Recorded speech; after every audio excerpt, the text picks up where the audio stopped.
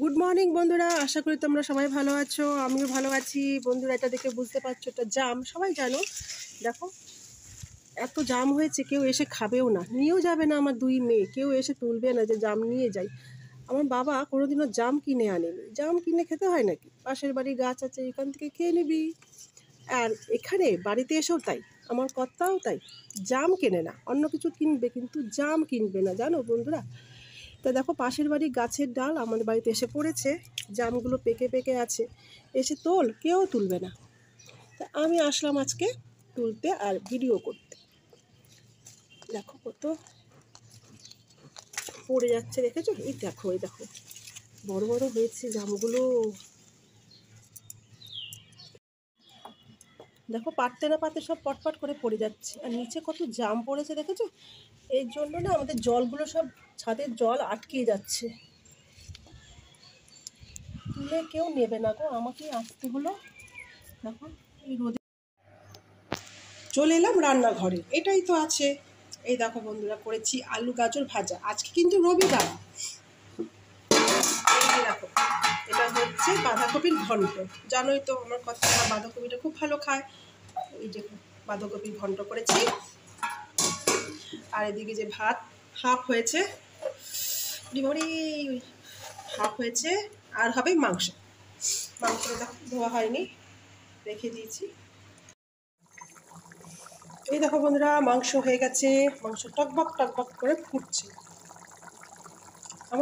আমাদের আবার মাংসের ঝোল ছাড়া কেউ খাবে না, একটু ঝোল না হলে ওদের চলেই না।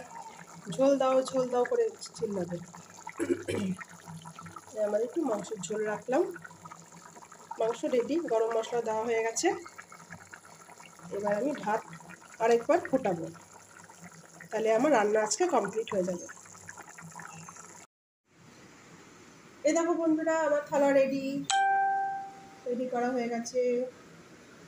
গাজর ভাজা দিয়েছি, ভাত, লঙ্কা আর শশা, গাজর কিচ্ছু কাটতে পারিনি, অনেক দেরি হয়ে যাচ্ছে, এই জন্য কিচ্ছু কাটতে পারিনি। মাংস কিচ্ছু।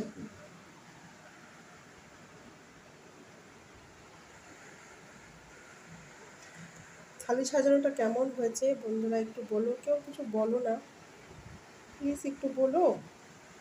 এখন আমরা খেয়ে নেব।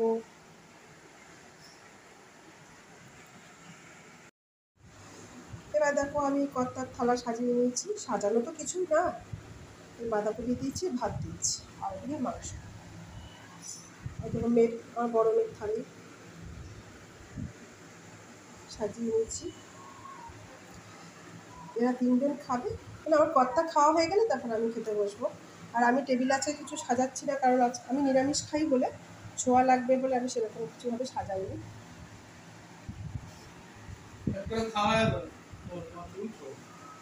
আর এদিকে দেখো এখন বৃষ্টি হচ্ছে আমাদের এখানে।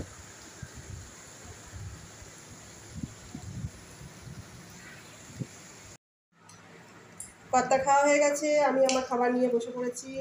গাজর আর এদিকে হচ্ছে বাঁধাকপি, এই দুটো দিয়ে আজকে খেতে হবে। ছোটো মেয়ে খাচ্ছে মাংস দিয়ে, বড় মেয়ের খাবার শেষ পর্যায়ে। দেখো সব দেখিয়ে দিলাম, এখন আমি খেয়ে নিচ্ছি বন্ধুরা। এই ব্লগটি ভালো লাগলে লাইক কমেন্ট শেয়ার করো। Good bye, tata, bye bye.